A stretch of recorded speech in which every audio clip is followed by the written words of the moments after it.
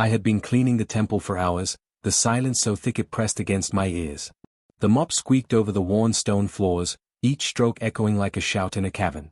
Sunlight streamed through the cracked windows, illuminating dust motes that danced lazily in the air. I paused, leaning on the mop, and looked around. The temple had been abandoned for decades. No priests, no pilgrims, just me and the cold, empty stone walls. But something felt off. The air was heavier than it should have been. Even the shadows seemed sharper, more aware, as if they were watching me. I shook my head and muttered to myself, "It's just an old temple. Nothing here but dust." But then, for the first time, I heard it, a faint sound, almost like a whisper. I froze. The mop slipped from my hands and clattered to the floor. My pulse quickened. The temple was quiet. Too quiet.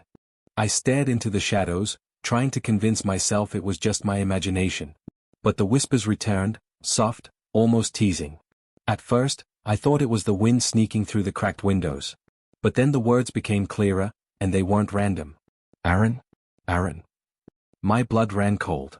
That was my name. I spun around, but the temple was still empty. The altar stood silent, the walls bare, nothing that could speak. The whispers grew louder, weaving through the empty corridors like a living thing. They weren't just saying my name, they were calling me.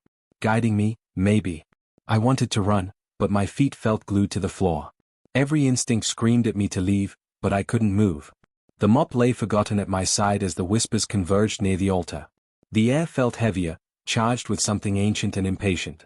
The quiet that had once comforted me now seemed suffocating. And then, I realized I wasn't alone. I stepped closer to the altar, my hands trembling. The whispers had stopped, but the air itself seemed alive, pulsing with a rhythm I couldn't understand.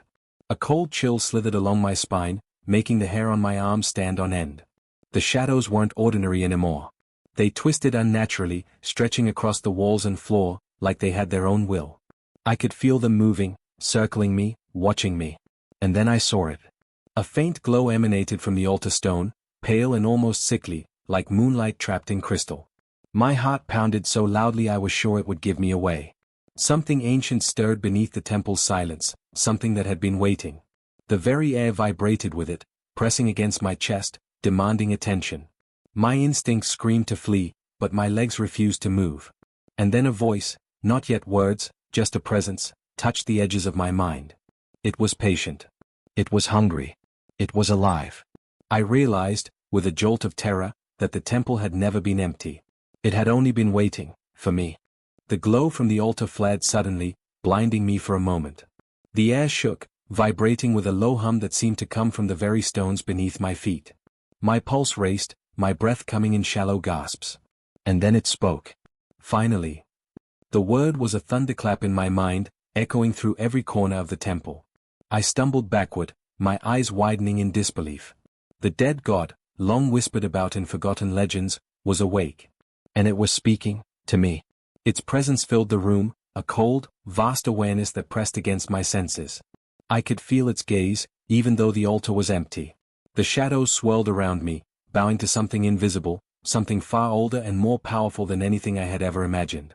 I've waited, centuries, for this moment.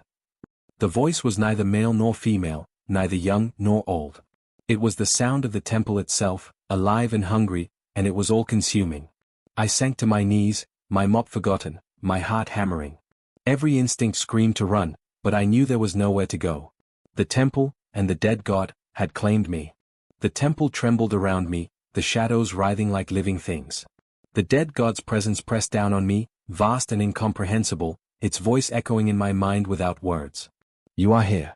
Now, decide. I looked at the glowing altar, feeling the weight of centuries pressing into my chest.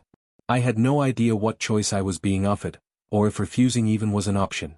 The air was thick with power, with expectation, with something darker than death itself. Then it came clearer, a single thought that I knew was the gods, a task, impossible and terrifying, a secret I wasn't sure I could bear, yet one I could not ignore. My hands shook.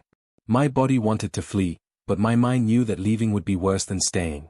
The shadows pressed closer, the glow from the altar flaring and fading like a heartbeat.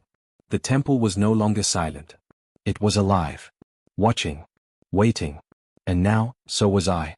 I swallowed hard, staring into the emptiness that somehow felt full of eyes, and realized, my fate had begun.